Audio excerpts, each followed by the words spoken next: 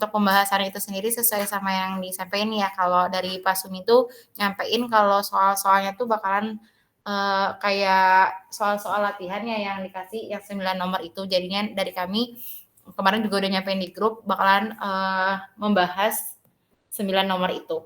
Mungkin bisa dimulai aja, aku serahkan ke Mbak Lutfiatul. Oke, suara aku masuk nggak ya? Masuk, Pi. Oke, izin share screen ya teman-teman.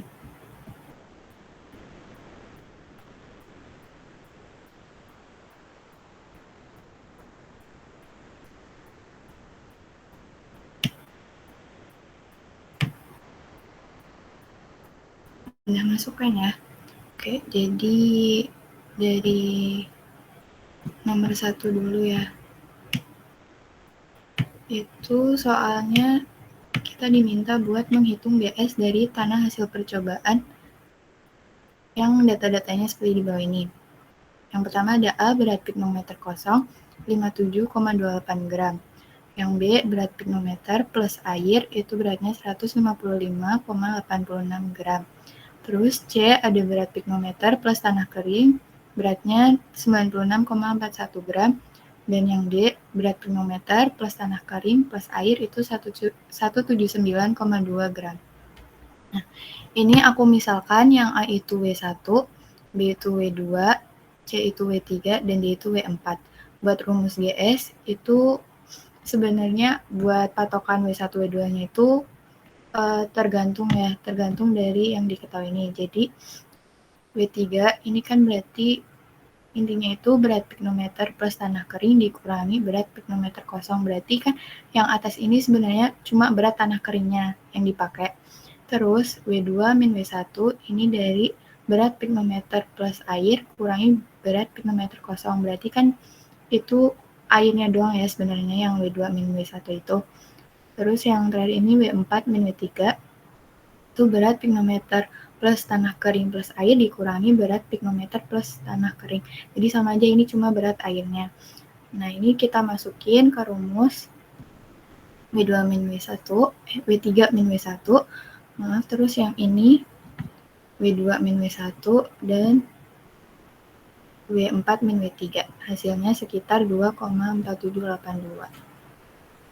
Kayak gini. Lanjut buat ke nomor 2. Buat nomor 2 sendiri itu kan yang diketahui itu kayak pengujian proktor, tapi yang diketahui hanya berat mol plus tanah, kadar air, sama diameter tingginya ya. Nah, karena yang diketahui itu terbatas, jadi aku mengasumsikan beberapa hal di sini. Jadi yang pertama itu kita nyari volumenya dari diameter mold sama tinggi yang diketahui pakai rumus lingkaran 1/4 pi d kuadrat dikali tinggi. Lalu buat satuannya aku pakai meter kubik ya.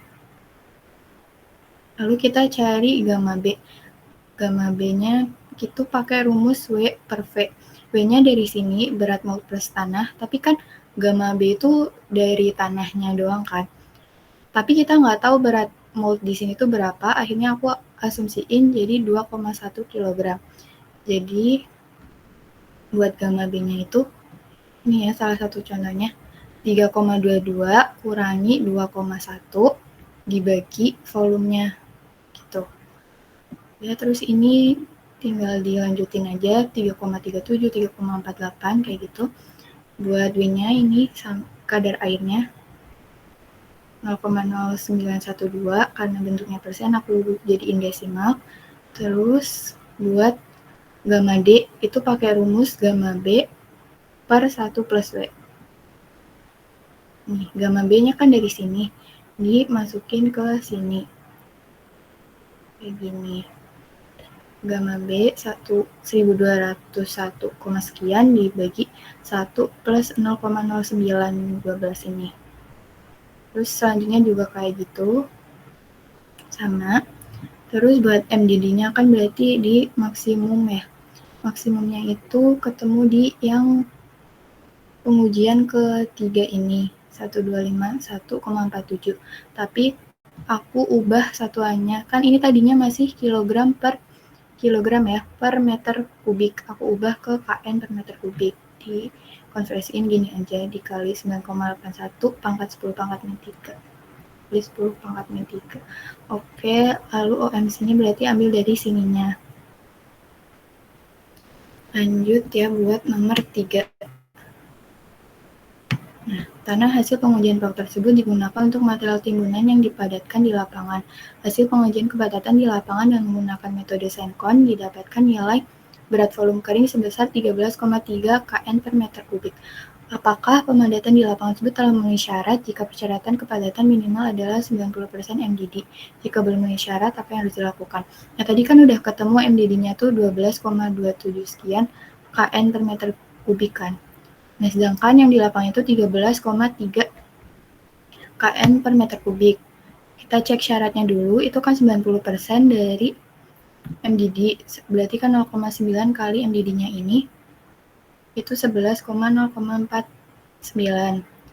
Sedangkan yang di lapangan itu udah 13,3, berarti udah lebih dari 11 ini, berarti udah memenuhi persyaratan. Lanjut ke nomor 4. Nomor 4 ini soalnya tentukan nilai angka pori dari tanah pada kondisi MDD sesuai hasil pengujian Proctor standar. Jadi, pertama ini kan kita udah dapet gamma D, gamma dry-nya. Rumus gamma D kan WS per V, jadi kita udah bisa mengetahui WS dari gamma D ini dengan gamma D dikali V volume dari sininya, dari tabung ini.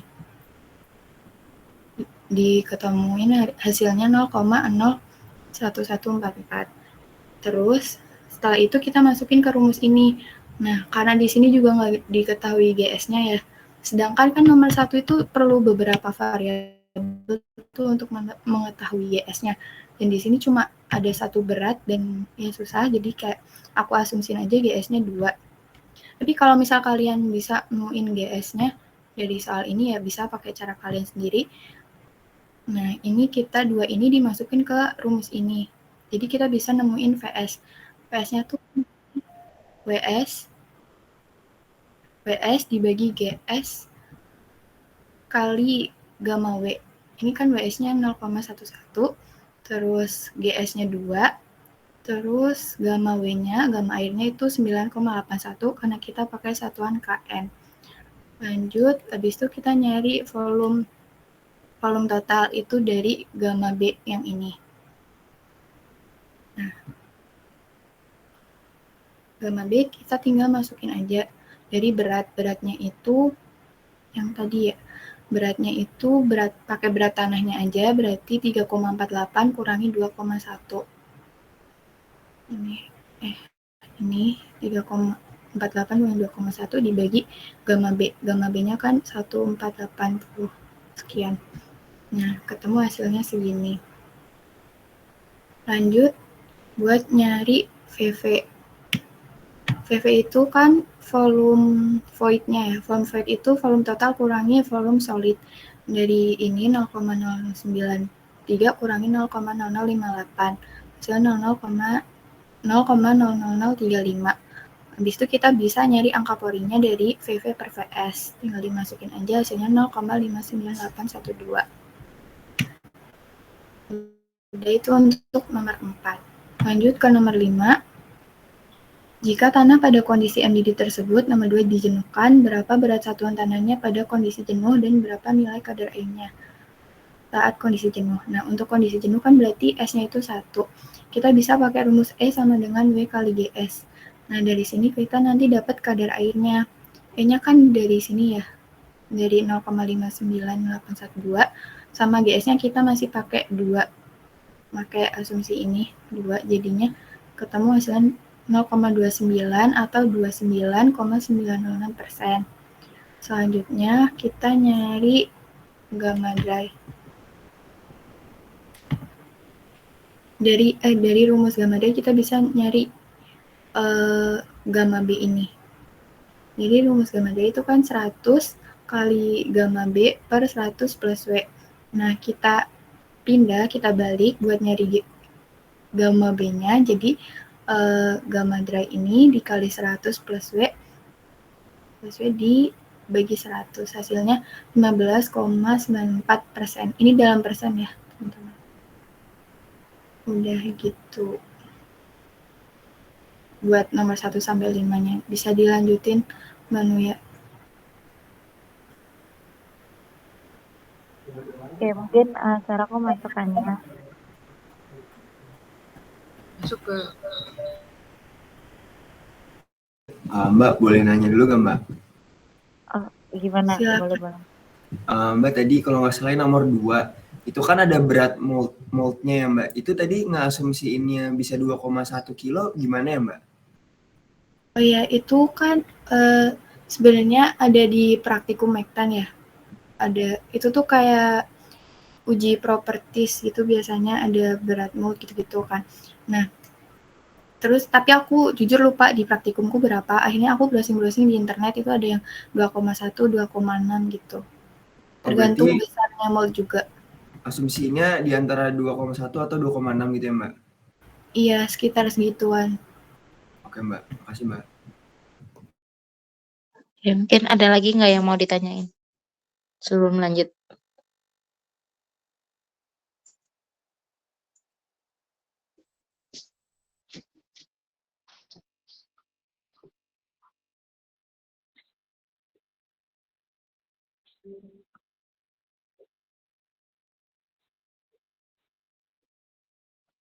Share screen aku kelihatan nggak ya? Kelihatan.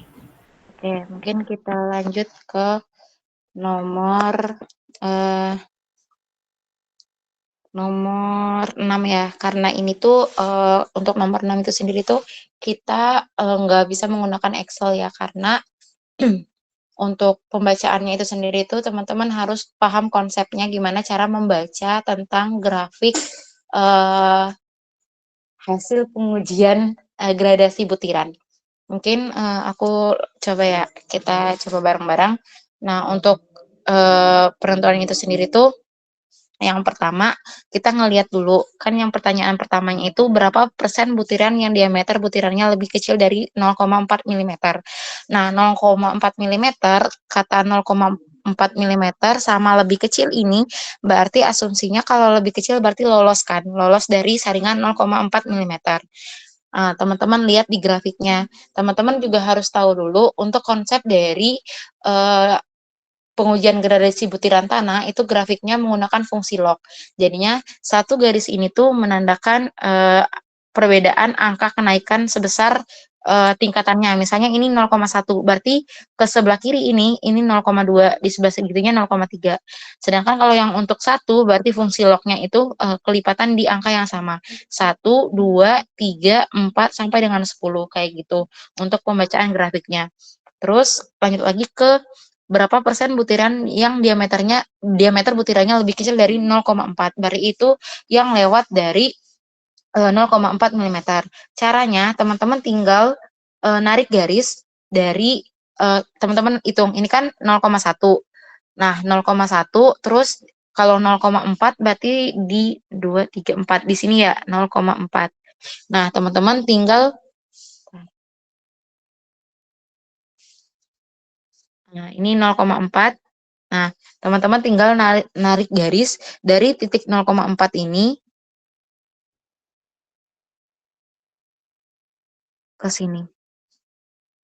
Nah, ini untuk grafiknya.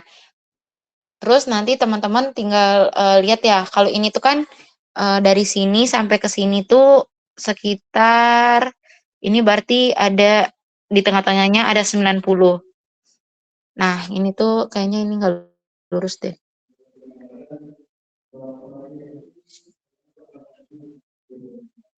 Yang ini tuh sekitar, taruhlah di sini 90.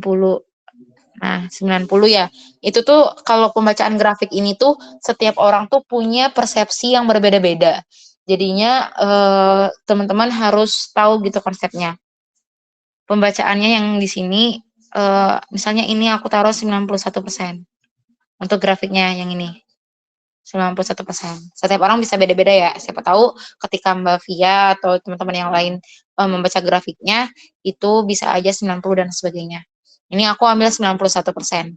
Jadinya berapa persen butiran yang butirannya lebih kecil dari 0,4 mm itu sebesar persennya adalah 91%. Karena yang lolos dari 0,4 mm adalah sebesar ini yang udah teman-teman tarik garisnya gitu. Terus lanjut lagi ke pertanyaan yang kedua, berapa persen diameter butirannya lebih besar dari 0,4 mm? Kalau diameter butirannya itu lebih besar dari 0,4 mm, berarti tanahnya itu tuh yang apa namanya gradasinya tuh butirannya itu yang tertahan di eh, saringan sebelum 0,4 mm gitu. Caranya teman-teman asumsi kayak gini. Ini kan jumlahnya 100%. Nah, ini 100% untuk yang lolos semuanya atau jumlah tanah yang akan dihitung gradasinya 100%. Sedangkan yang lolos butiran lebih kecil dari 0,4 mm itu sebesar 91%. Jadinya yang lebih besar dari 0,4 mm itu sama dengan yang tertahan di saringan 0,4 mm. Karena yang lolosnya ada 91%, otomatis yang tertahan adalah 100% dikurang 91%-nya. Berarti ada 9% butiran yang diameter butirannya lebih besar dari 0,4 mm. Kayak gitu teman-teman. Buat ngitung besarannya. Terus ini buat persen butirannya. Terus lanjut lagi ke yang C. C itu adalah D40 sama D60 pertanyaannya. Apa sih yang dimaksud dengan lambang D ini? Nah, lambang D ini sendiri adalah yang mengasumsikan berapa persen butiran yang lolos pada ukuran 40-nya. Misal, ini tuh persennya ya. Kita kasih contoh yang D40. Untuk D40 itu sendiri, ini di sini ya, di sini. Teman-teman tarik garis sampai ketemu sama gradasinya segini.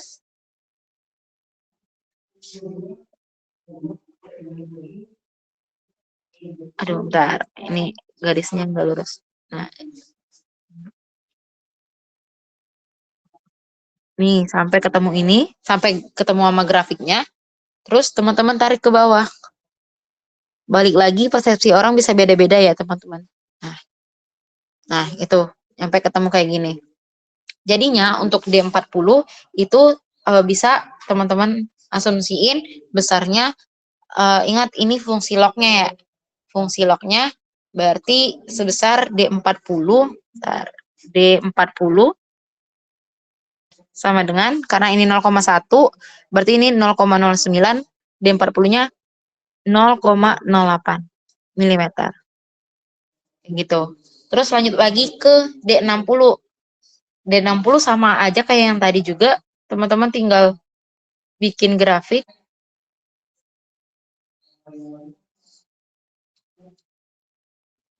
Gini. Di D60, teman-teman kayak giniin. Tarik garisnya sampai ketemu ini. Terus teman-teman garis ke bawah. Nih. Lurus ya. Sini, dari sini sampai ketemu ini. Oke, sekitar segitulah ya.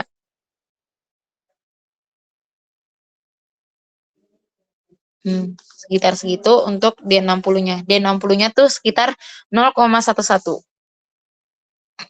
Terus teman-teman tulis aja D60 sama dengan 0,11 mm. Nah, ini untuk menentukan pada pembacaan grafiknya.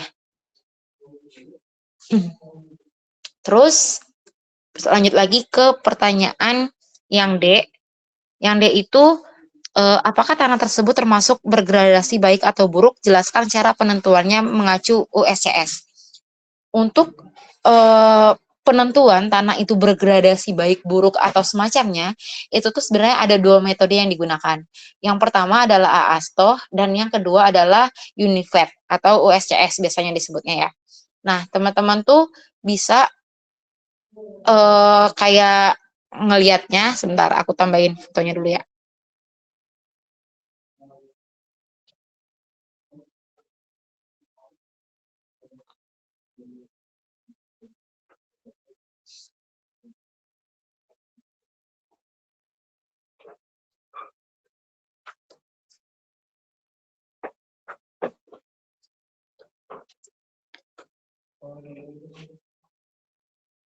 Bentar.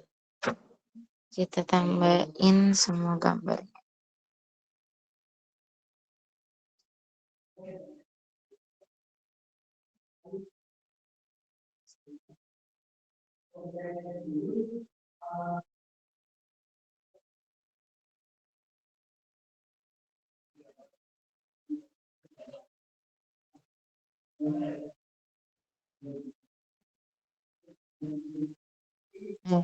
Ini untuk yang USCS ya.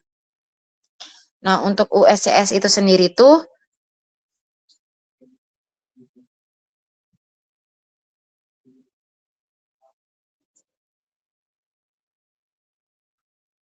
nih, untuk ada di buku ya, teman-teman. Teman-teman bisa cari buku Mekanika Tanah. Itu ada penjelasan terkait apakah tanah itu tuh bergradasi baik atau bergradasi buruk, tergantung sama bentuk dari grafik yang diketahui. Kan grafik yang diketahui itu bentuknya modelnya kayak gini ya, teman-teman. Dari 100 dia turun sampai ke 001. Nah, di sini itu tuh di USCS itu sendiri tuh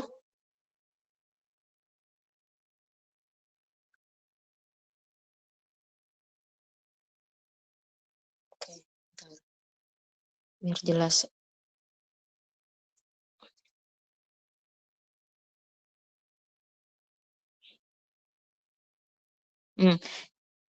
Ada 3 jenis grafik yang diketahui. Yang pertama adalah ketika tanah itu tuh bergradasi baik.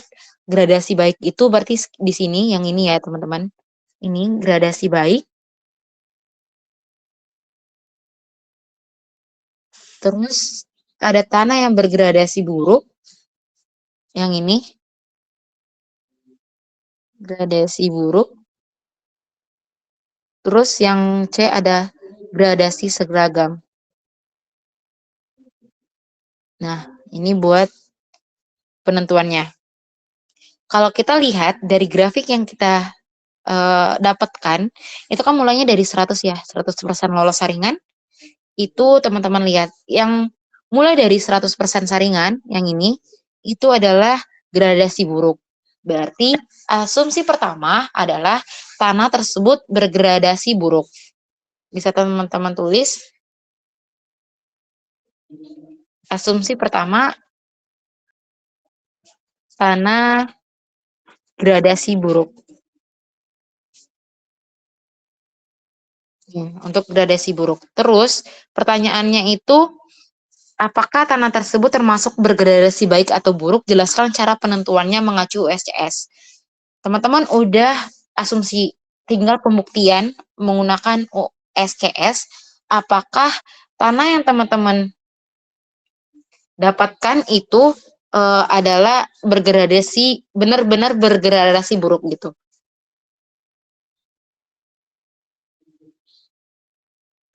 Oke, caranya adalah untuk di rumus USCS itu sendiri ada satu rumus yang digunakan. Nah, rumusnya ini ya teman-teman. Ini kelihatan nggak ya? Nggak kelihatan. Nah, ada ketentuannya. Kalau tanah bergradasi baik jika mempunyai koefisien gradasi atau nilai CC-nya itu berada di antara 1 dan 3. Dengan nilai CU itu lebih dari 4 untuk kerikil dan CU lebih dari 6 untuk pasir. Tanah disebut bergradasi sangat baik bila CU-nya lebih besar dari 15. Nah, rumusnya itu ada 2 persamaan yang harus teman-teman ingat. Adalah yang pertama, kita buktiin di sini. Yang pertama, rumusnya adalah CU sama dengan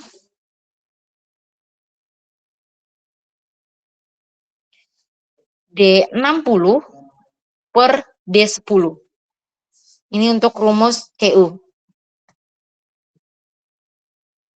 Nih, untuk rumus CU-nya. Sedangkan untuk rumus CC, itu teman-teman bisa gunain D30 mengacu pada buku tadi ya, yang USCS per D60 dikali sama D10. Penentuan nilai D60 sama D10-nya tuh kayak yang udah aku jelasin tadi. Jadinya kita harus nentuin dulu nih, buat nilai D60-nya berapa, D10-nya berapa. D60 tadi kita udah dapet. Nilainya adalah 0,11 mm. Tinggal dimasukin 0,11 mm. Per D10 tuh tadi belum diketahui ya, belum kita cari. Kita cari lagi, D10 itu berapa sih nilainya, kayak gitu. Nah, D10 berarti di sekitaran di sini, teman-teman tarik garis sampai ketemu sama ininya. Nah, sampai ketemu ini ya. Berhubung ini tuh nggak ada grafik yang pas gitu, itu kalau ketemu hal yang kayak gitu, teman-teman tinggal ngebikin nilai dari yang nggak diketahui itu sebesar yang paling kecil gitu, sebesar ini, 0,001. Untuk nilai D10-nya berarti 0,001. Ini beda warna. 0,001. Tinggal teman-teman bagi, nanti dapat 100 untuk nilai CU-nya. Terus lanjut lagi ke nilai CC. Untuk nilai CC, teman-teman sama kayak tadi juga. Ini rumus CC kan nilainya itu D30. Rumusnya D30 kuadrat per D60 D10. D60 sama 10-nya udah diketahui ya. 60-nya itu 0,11, sedangkan D10-nya itu 0,001. Kita nyari D30-nya berapa. Cara nyarinya sama aja kayak tadi. D30 ya, sekitar di sini berarti. Di sini ditarik garis. Oke, berarti ini 0,01, 02, 03, 04, 05. 0,05. Nah, teman-teman tulis 0,005. Terus teman-teman hitung hasilnya itu, ini jangan lupa dikuadratin ya. Hasilnya itu ada 25. Nah, ini untuk nilai CU sama CC. Balik lagi ke ketentuan yang awal. Nih, kalau tanahnya tuh bergradasi baik jika mempunyai koefisien gradasi atau CC-nya itu berada 1 sampai 3. 1 sampai 3. Sedangkan CC kita itu 25. Berarti buruk. Terus untuk nilai CU, nah CC-nya itu kan yang koefisien yang bergradasi baik tuh parameternya ini nih. CC-nya. Sedangkan CC kita itu enggak di antara 1 sama 3. Jadinya udah pasti tanah kita tuh bergradasi buruk. Berarti asumsi pertama melalui grafik itu benar.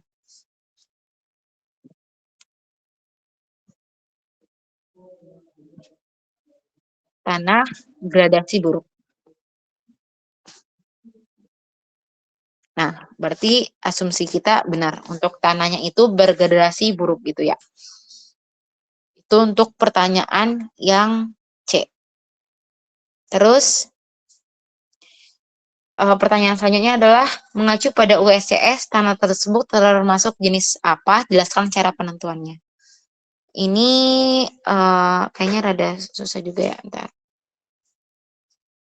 Harus dibikin dulu.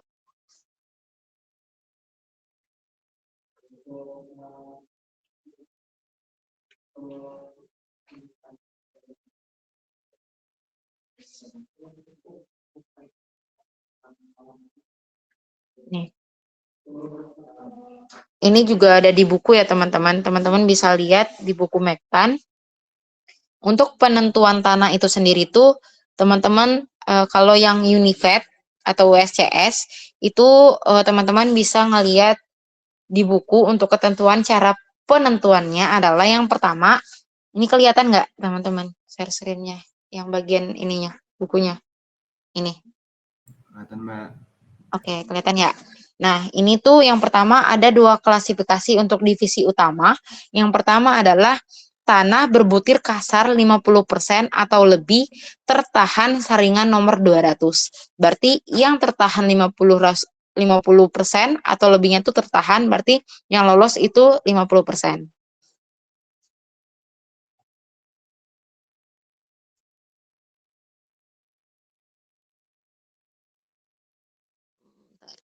Tertahan, nah, berarti kurang dari 50% untuk lolosnya, karena 50%-nya itu tertahan. Ini berarti kurang dari 50%. Terus ada yang kedua itu tanah berbutir halus 50% atau lebih lolos saringan nomor 200. Berarti lebih dari sama dengan 50%. Ini buat klasifikasi pertamanya. Terus teman-teman lihat untuk tanah kita itu berapa persen gitu saringan nomor 200. Saringan nomor 200 itu tuh lolos 0,075 mm. Nih, yang ini ya. Kita lihat 0,075 di grafik itu tadi lolosnya sebesar berapa. Caranya tetap kayak tadi. Teman-teman lihat grafiknya ini 0,075. Ntar kita pastiin dulu. 0,075 ya, benar. 0,075 tuh yang ini ya. Oke, ini 2, 3, 4, 5, 6, 7 di sini, sekitar di sini berarti. Ini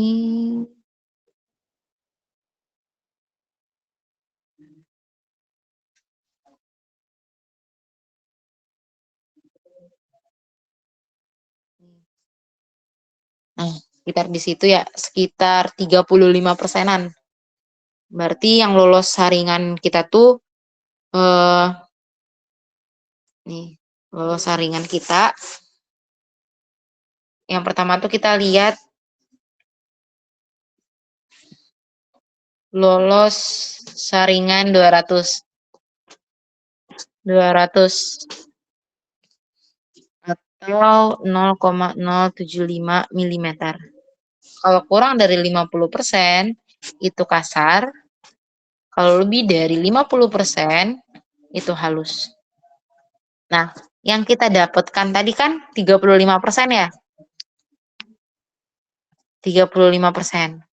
Berarti tanah kita termasuk kasar. Nah, berarti kita cuman fokus utama kita ngelihat tabel yang bagian ini, bagian atas. Ini batasnya ya, batas kasar halusnya. Nah, fokusnya ngelihat yang bagian ini aja. Terus baca lagi yang ini untuk ketentuan yang kedua, pasir lebih dari 50%, ini yang pertama itu kerikil 50% atau lebih dari fraksi kasar tertahan saringan 4,75. Nomor 4 atau 4,75 mm. Teman-teman lihat 4,75 mm itu bacanya sama aja kayak tadi juga. 4,75 mm itu berapa gitu, dicari tahu. Kita cari warna yang beda. 4,75 ya. 2, 3, 4 sekitar di sini. Oke, di sini ya. Nih.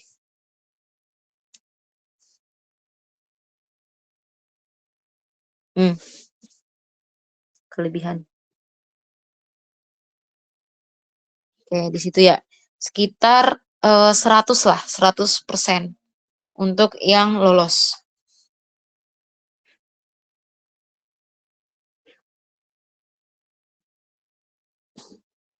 Berarti tanah kita kan yang kedua ini tuh kerikil 50% atau lebih. 50% atau lebih berarti lebih besar dari 50%. Kalau dia akan termasuk kerikil. Sedangkan kalau dia lebih dari 50% fraksi kasar lolos saringan 4,75. Ini berarti sama dengan 50%-nya. Sedangkan kita lebih dari 50% kan. Nah, lebih dari, ya benar, 50%. Berarti tanah kita termasuk ke tanah yang pasir karena lebih dari 50% fraksi kasar lolos saringan nomor 4 atau 4,75 karena kita dapatnya 100% gitu. Berarti kita lolos saringan nomor 4 itu 100%. Berarti ini termasuk ke pasir.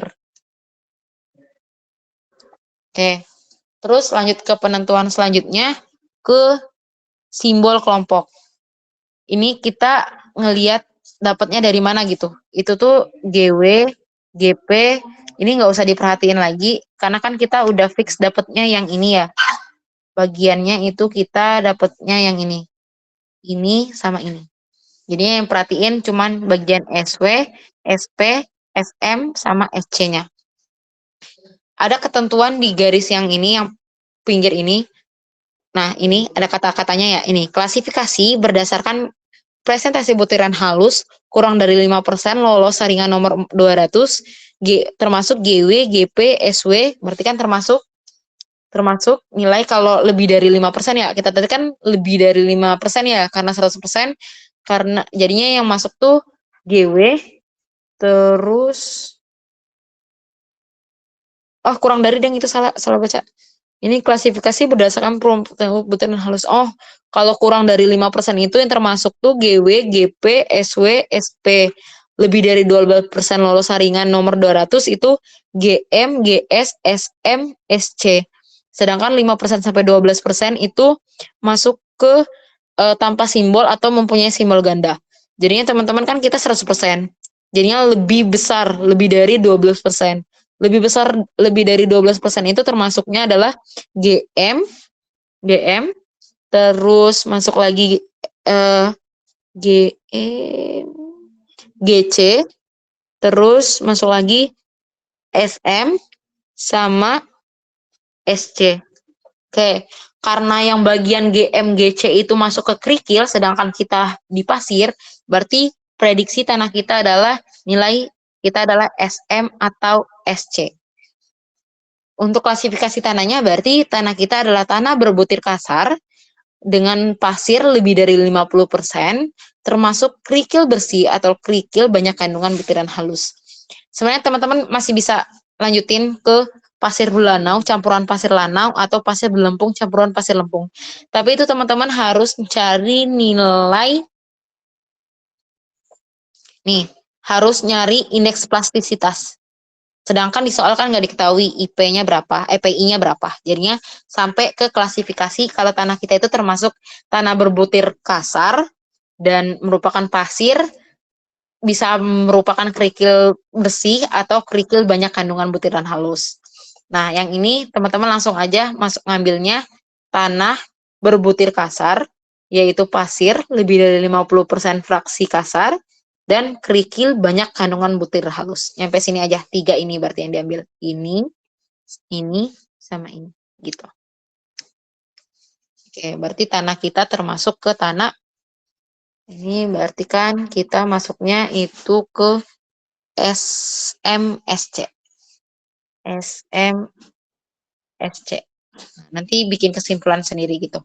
Tanah kita itu termasuk tanah kasar dengan yaitu pasir dengan ukuran lebih dari 50% lulus saringan, dan bisa juga merupakan bagian dari SMSC, yaitu tanah pasir berlanau atau pasir berlempung. Kayak gitu. Batas itu aja nentuinnya. Ini untuk yang pertanyaan apa nih? Gini ya. Oke. Udah, ini baru satu soal. Nomor 6. Terus kita lanjut ke nomor 7. Nomor 7 itu juga pertanyaannya, tentukan nilai CBR tanah tersebut menggunakan grafik hasil pengujian jika persyaratan nilai CBR tanah adalah 10%. Ini tuh kayak materi yang Pak Suming kasih ya, dalam bentuk Excel.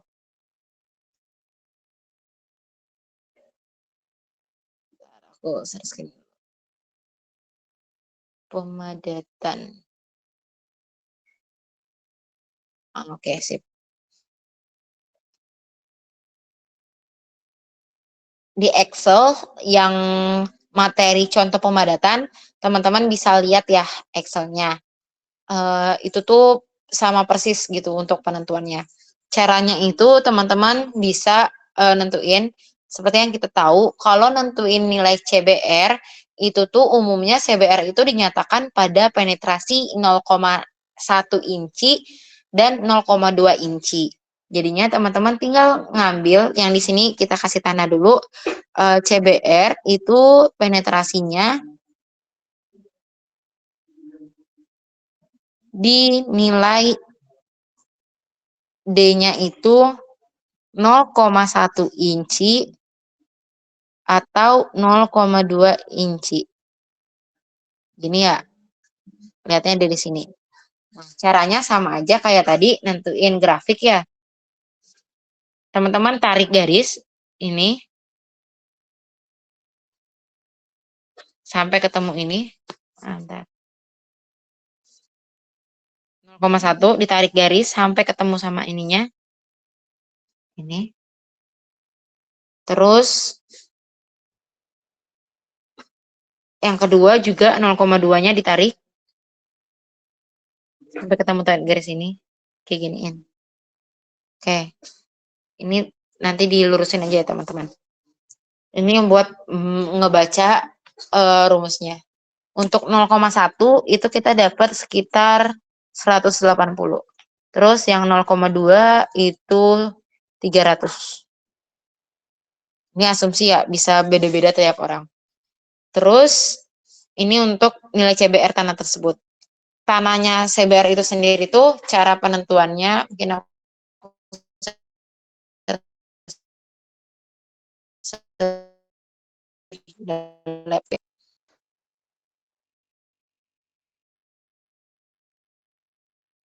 nih, ini buat yang Pak Sumi kasih ya ke teman-teman juga. Buat nentuinnya itu tuh penurunan berdasarkan inci alat yang kalian gunain juga. Terus tuh ini faktor koreksinya tinggal dihitung, nanti bakalan ketemu penurunan makan. Ini kan penurunannya 0,1 sama 0,2 inci. Nilai P-nya itu teman-teman dapat dari persamaan. Ketika teman-teman udah dapat grafik ini, teman-teman munculin persamaan regresinya. Dari I sama dengan negatif 1687 ini, teman-teman hitung dan masukin nilai X itu sebesar nilai penurunan atau incinya berapa. Nah, kayak gini. Terus nanti dapat nilai CBR-nya. Ini buat nilai CBR-nya kayak gini. Jadinya didapatkan, yang ini dimasukin manual semua ya. Ini juga, yang ini tinggal dikali 25,4, itu konversi dari inci ke milimeter. Terus bacaan diagognya ini itu diurutin sesuai sama percobaan keberapa. Terus ini beban. Sedangkan kita kan beban kita nggak diketahui. Jadinya ini cuma dikali sama bacaan dialnya. Terus ini Q-nya. Ini dari PSI ke kilogram per centimeter. Terus ini buat ngebikin grafiknya. Yang ini tinggal teman-teman kaliin sama persamaan yang udah dapat di sini. Nanti dapat nilai CBR-nya 17% sama 20%. Kayak gitu. Terus lanjut lagi.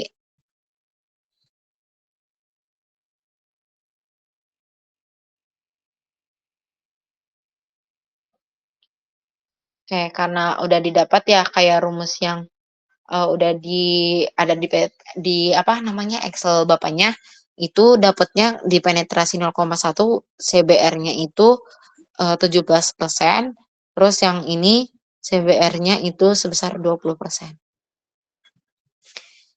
Udah, terus pertanyaan selanjutnya itu adalah katanya, jika persyaratan nilai CBR tanah adalah 10%, apakah tanah tersebut telah memenuhi syarat? Jika belum, apa yang perlu dilakukan? Karena hasil CBR-nya itu udah lebih besar dari 17%, lebih besar dari 10%, berarti tanah tersebut telah memenuhi syarat. Terus pertanyaan selanjutnya adalah, jika belum, apa yang perlu dilakukan? Kalau misalnya nanti teman-teman dapatnya itu belum memenuhi syarat, jadinya yang harus teman-teman lakukan adalah, kan CBR itu tuh kayak kekuatan tanah juga kan. Jadinya teman-teman harus kayak pemadatan ataupun penambahan material-material tertentu. Itu sebenarnya nanti sih di praktikum teman-teman bakalan lebih tahu gitu untuk pembacaan CBR gimana, terus tuh perkuatan tanahnya gimana biar CBR-nya naik. Biasanya CBR tanah dasar ini tuh digunakan untuk bangunan-bangunan yang memang berhubungan langsung terhadap tanah gitu, kayak pondasi, terus jalan dan sebagainya. Kayak gitu. Ini buat yang nomor 7. Terus lanjut ke nomor 8. Nah, nomor 8 ini itu hampir sama dengan soal dari mini project nomor 1. Jadinya aku sekalian ngejelasin untuk mini project nomor 1-nya. Untuk caranya itu sendiri kayak gini.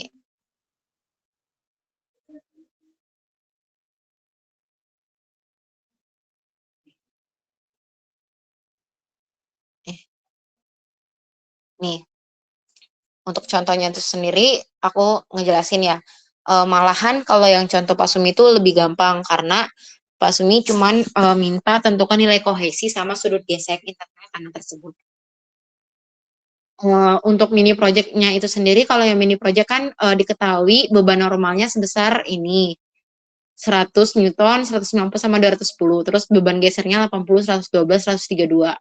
Pertanyaannya tentukan kohesi, tentukan sudut geser, sama tentukan apabila menerima beban sebesar 270 kilopascal.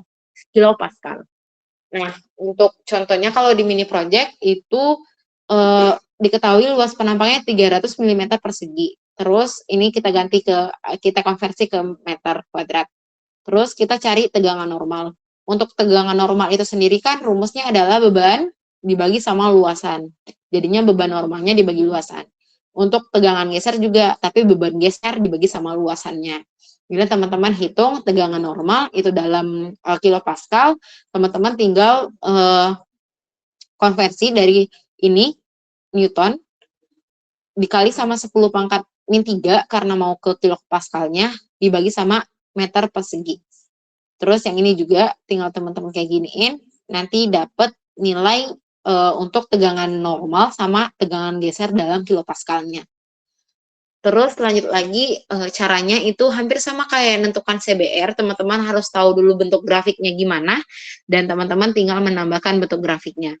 Cara ngebikin grafiknya itu teman-teman tinggal select dulu yang bagian ini, terus chartnya kayak gini, yang ini ya, ini. Terus tinggal teman-teman, bentar, ini format plot area, bentar. Ini diklik garisnya, terus ada di timeline, terus pakai yang polinomial. Linear apa polinomial ya? Oh, yang linear. Pakai yang linear. Oke, benar. Apa pakai logaritma polinomial? Oh, pakai yang benar, pakai yang linear untuk hubungannya.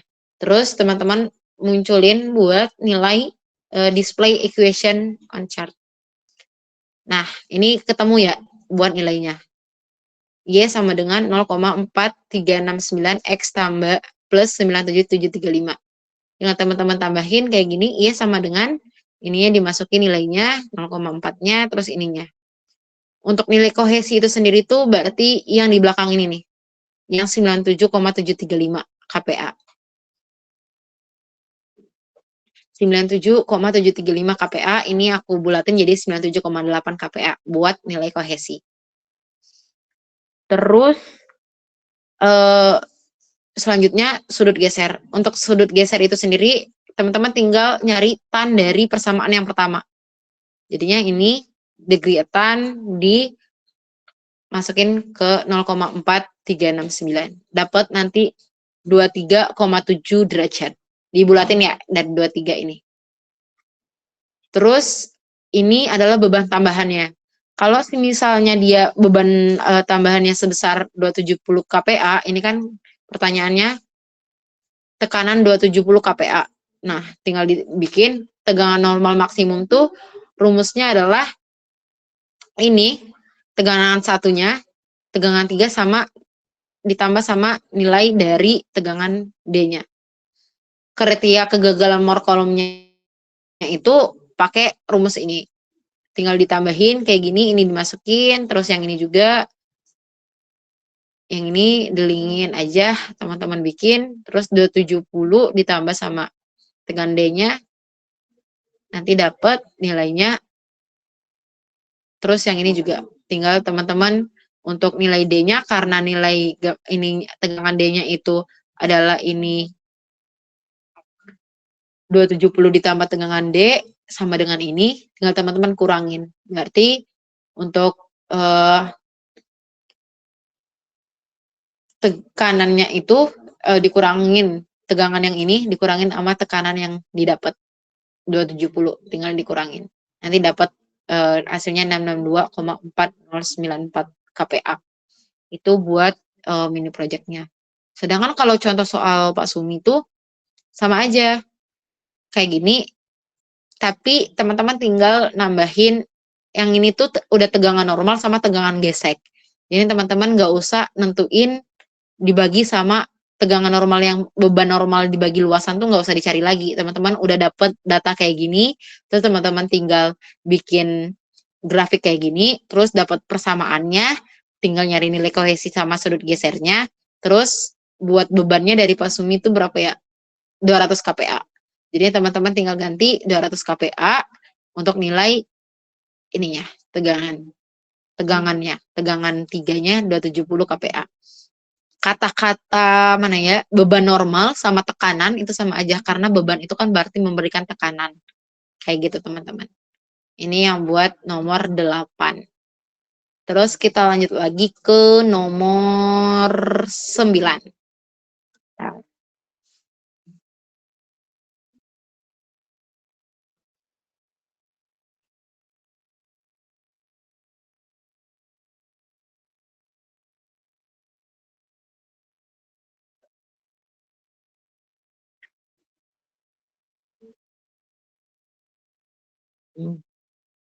Untuk nomor 9 itu sendiri katanya pertanyaannya adalah fondasi telapak dengan ukuran 3 meter kali 3 meter mendukung beban sebesar 800, berarti B kali H-nya itu B kali H-nya adalah 3 meter kali 3 meter. Untuk bebannya itu sebesar P-nya adalah 800 kN. Ini tuh udah termasuk pondasinya. Berat pondasi sendiri. Berat pondasi sendiri. Terus fondasi berada pada kedalaman 2 meter. Berarti kedalamannya D-nya 2 meter. Atau H ya. Atau Z juga boleh. D, H, atau Z. Biasanya Z, 2 meter kedalamannya. Terus pertanyaan yang pertama,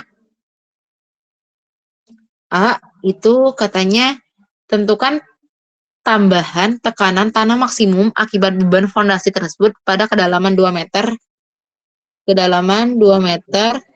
dan 4 meter di bawah dasar fondasi. Analisis menggunakan metode yaitu menggunakan dua metode ini nih. Menggunakan 2 metode yaitu Boussinesq sama distribusi 2V/1H. Caranya itu teman-teman kan udah dapet ya materi dari bapaknya. Itu juga ada di materi. Sebentar aku jelasin juga.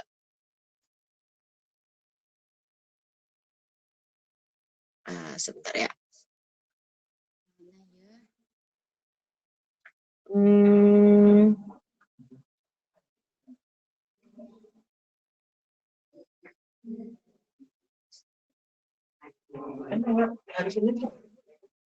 Apanya? Nggak tahu. Ya, Tanggal 2 itu ada budget jam 10.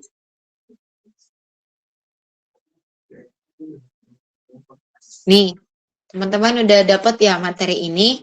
Bapaknya kan minta 2 metode. Metode yang pertama adalah Boussinesq atau ini Neumart, itu bisa juga disebut itu. Terus yang metode kedua itu metode 2V1H. 2V1H itu tuh metode yang dikembangkan dengan asumsi beban terdistribusi merata dengan sebaran 2V/1H. Dengan catatan, metode distribusi 2V1H ini paling sederhana, namun hasilnya cukup baik, sehingga sering dipilih untuk keperluan praktis atau desainnya. Jadi teman-teman tinggal menghitung sesuai sama yang persamaan itu dengan cara, bentar, kita lihat perhitungannya.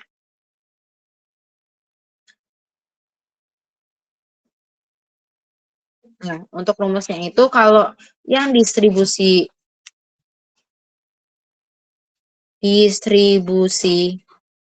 2V1H itu berarti dari penambahan tegangannya adalah Q per B plus Z L plus Z.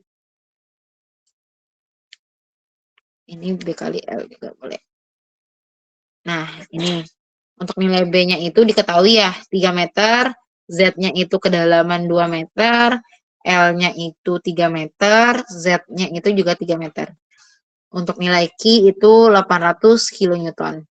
Nah, ada juga rumus yang satunya lagi adalah QS kali B kali L per B plus Z, L plus Z.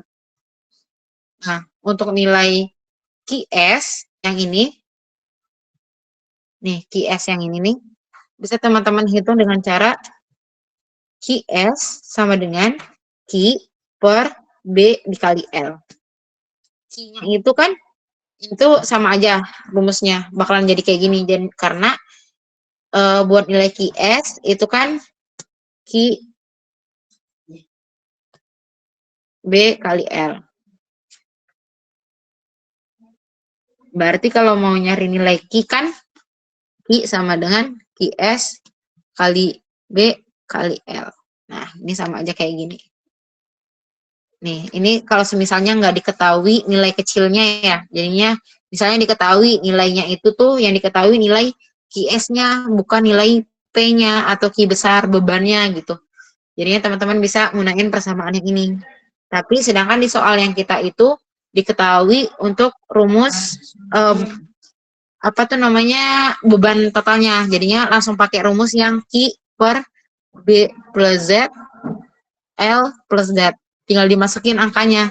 Q-nya itu nilainya adalah 800 kilonewton, B-nya itu 3 ditambah 2, ini juga di 3 ditambah 2. Jadinya nanti 800 per 5 dikali 5. Berarti 800 per 25 itu dapatnya tuh 855, 25, 3. Ini 32 kilonewton apa ya? Meter kuadrat. Ini untuk metode yang apa nih? Distribusi 2V1H. Terus nanti yang distribusi Bose-Einstein juga tinggal teman-teman tambahin kayak gitu. Ini kan pertanyaannya itu pada kedalaman 2 meter sama 4 meter. Nilai kedalamannya berarti nilai Z-nya ini tinggal diganti. Kalau misalnya dicarinya itu 2 meter ya Z-nya 2 meter. Kalau dicari 4 meter berarti nilai Z-nya ya tinggal diganti nilainya 4 meter gitu sesuai sama pertanyaannya. Terus tegangan total jelaskan kenapa terjadi perbedaan hasil dari kedua metode tersebut. Teman-teman bisa ngitung dulu untuk Bose-Einstein sama 2V1H apakah ada perbedaan. Kalau ada perbedaan, berarti teman-teman tinggal memberikan kesimpulan. Kalau sebenarnya kan kalau tadi kan distribusi 2V1H itu tuh metode yang paling banyak digunakan karena paling banyak untuk desain gitu. Jadinya otomatis yang paling akurat, lebih akurat bukan paling akurat itu distribusi 2V1H-nya. Terus tentukan tegangan total pada kedalaman seperti pada poin A tersebut. Berarti tegangan total ya tinggal teman-teman jumlahin, nanti kan dapat penambahan tegangannya ini yang tadi ditambahin sama bebannya. Itu tinggal teman-teman tambahin di kedalaman 2 meter berapa, 4 meter berapa. 4 meter berarti kan kalau misalnya ada pondasi sedalam kayak gini bentukannya, coba. Misalnya ini anggaplah pondasi ya. Bentukannya kayak gini. Nih, kedalamannya, misalnya kedalaman tanahnya itu sebesar 4 meter. Awalnya kita nyari yang 2 meter. Nah, 2 meter misalnya dapatnya 80 nih. Sedangkan 4 meter. 4 meter ini bakalan dipengaruhi oleh tegangan tanah di atasnya atau yang sedalam 2 meter. Jadinya 4 meter ini sama aja kayak tegangan yang setelah ini segini, berapa? Sama tegangan yang di sininya, berapa hasilnya. Kayak gitu, teman-teman. Mungkin kayak gitu sih buat penjelasannya. Kalau ada yang mau ditanyain bisa langsung ditanyain aja.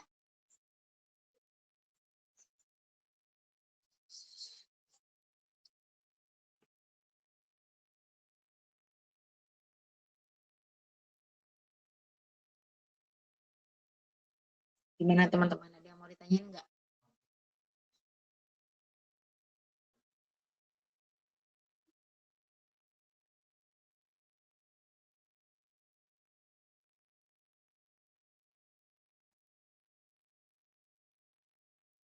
Nanti aku share buat PDF-nya ya. Penentuan pengerjaannya. Oke, mungkin itu yang bisa aku jelasin. Mungkin bisa ke Mbak Via dulu ya. Ri, buat ini ngejelasin mini project nomor 2 sama nomor 3 yang berkaitan gitu. Oke, aku izin share screen lagi ya.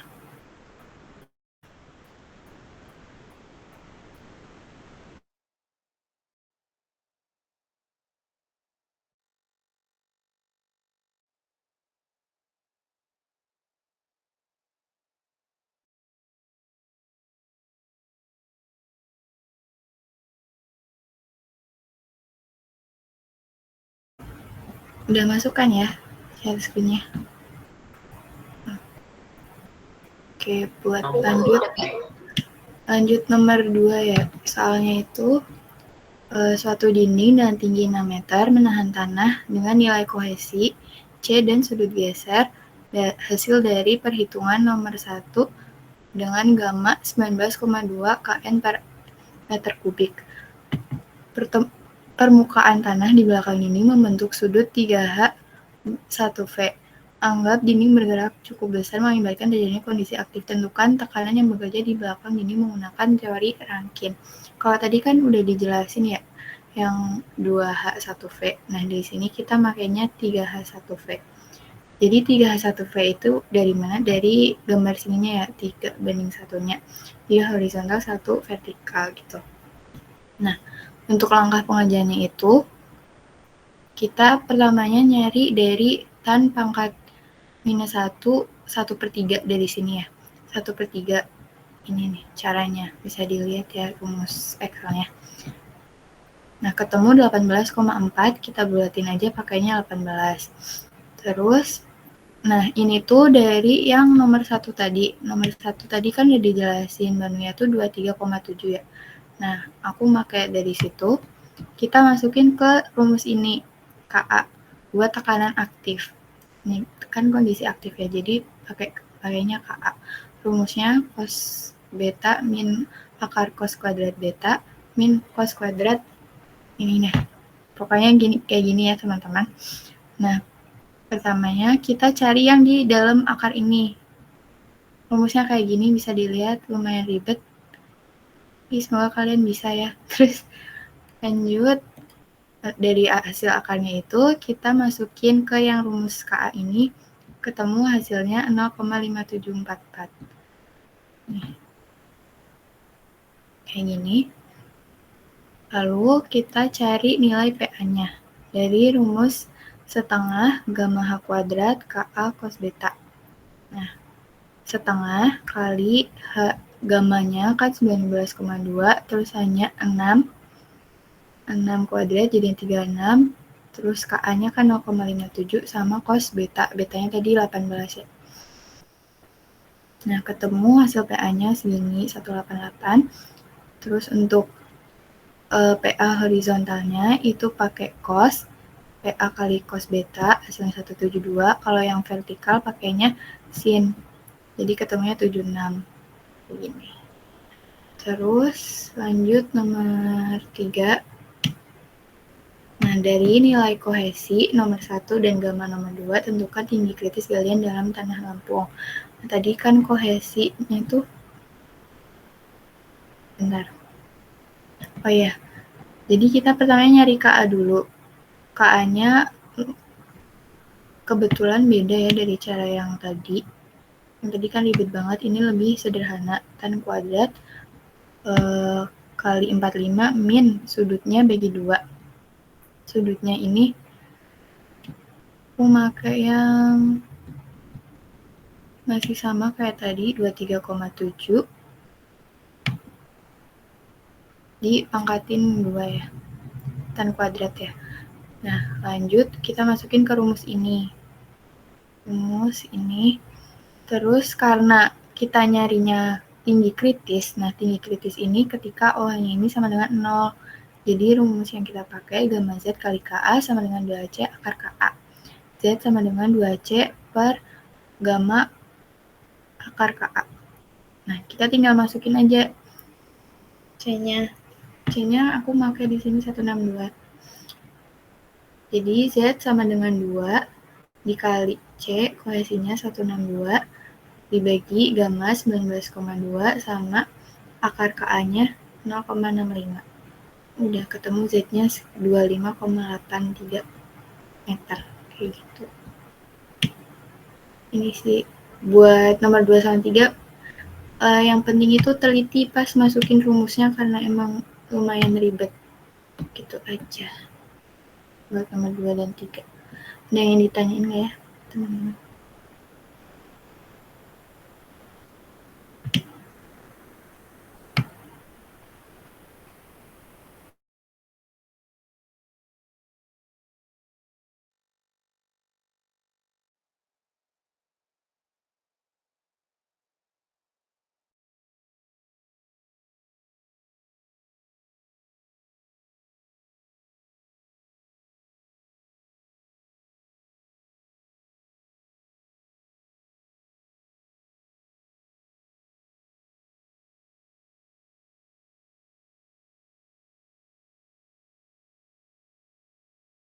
Gimana teman-teman? Ini ada yang mau ditanyain nggak? Udah selesai ya Pi buat ngejelasinnya ya Pi? Ya udah selesai. Kalau misalnya ada pertanyaan bisa langsung aja. Ya, kalau ada pertanyaan kami tunggu sampai 20.50 ya teman-teman.